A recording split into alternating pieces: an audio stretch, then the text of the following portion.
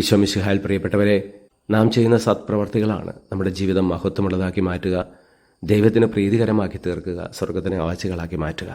സത്പ്രവർത്തികൾ പരസ്യമായി ചെയ്യുമ്പോൾ അത് ജനങ്ങളും കണ്ട് അംഗീകരിക്കുന്നു, ആദരിക്കുന്നു നമ്മളെ. എന്നാൽ സത്പ്രവർത്തികൾ രഹസ്യമായി ചെയ്യുമ്പോൾ ആരും അത് കാണുന്നില്ല, കൂടെ ഉണ്ടാവില്ല. പക്ഷേ ദൈവം നമ്മുടെ കൂടെ ഉണ്ടാകും. ദൈവം നമ്മുടെ ആവശ്യങ്ങളിൽ ഓടിയെത്തുകയും ചെയ്യും. ഈ ചിന്തയാണ് ഇന്നത്തെ വചനത്തിൽ നമ്മൾ കാണുക. ഇസ്രായേൽ വംശജനായ തോബിത്ത് അന്യദേശത്ത് പാർത്തിരുന്നപ്പോൾ വിജാതീയ ഭക്ഷണം കഴിക്കാത്തതിൻ്റെ പേരിൽ രാജാവ് ഇസ്രായേലിനെ വധിച്ചിരുന്നു. അങ്ങനെയുള്ളവരുടെ മൃതദേഹങ്ങൾ സംസ്കരിക്കുവാൻ രാജാവിനെ ഭയന്ന് ആരും തയ്യാറായിരുന്നില്ല. തോബിത്ത് വളരെ രഹസ്യമായി അങ്ങനെയുള്ളവരുടെ മൃതദേഹങ്ങൾ സംസ്കരിച്ചിരുന്നു. ഭക്ഷണം കഴിക്കുന്ന സമയത്താണ് ഒരാൾ വധിക്കപ്പെട്ടത് എന്നറിഞ്ഞാൽ ആ ഭക്ഷണം പോലും ഉപേക്ഷിച്ച് രഹസ്യമായി ആ മൃതദേഹം അദ്ദേഹം സംസ്കരിച്ചിരുന്നു. അതുകൊണ്ട് തന്നെ ദൈവം ആ സമയങ്ങളിൽ ഒറ്റയ്ക്ക് ചെയ്യുന്ന പ്രവൃത്തിയുടെ സമയത്ത് ദൈവം കൂടെ ഉണ്ടായിരുന്നു. തോബിത്തിൻ്റെ ആവശ്യങ്ങളിൽ ദൈവം ഓടിയെത്തുകയാണ്, ദൂതനെ അയക്കുകയാണ്.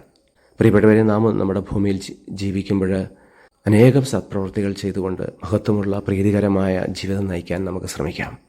ഏറ്റവും കൂടുതൽ സത്പ്രവൃത്തികളും രഹസ്യമായി ചെയ്യാനുള്ള ഒരു പരിശ്രമം നമ്മുടെ ഭാഗത്തു നിന്നുണ്ടാകട്ടെ. ഏറ്റവും ദൈവത്തിന് പ്രീതികരമായത് അങ്ങനെയുള്ള പ്രവൃത്തികളാണല്ലോ. കർത്താവെ, ഞങ്ങളെല്ലാവരെയും അങ്ങ് സമൃദ്ധമായിട്ട് അനുഗ്രഹിക്കുമാറാകണമേ, ഇപ്പോഴും എപ്പോഴും എന്നേക്കും. ആമേൻ.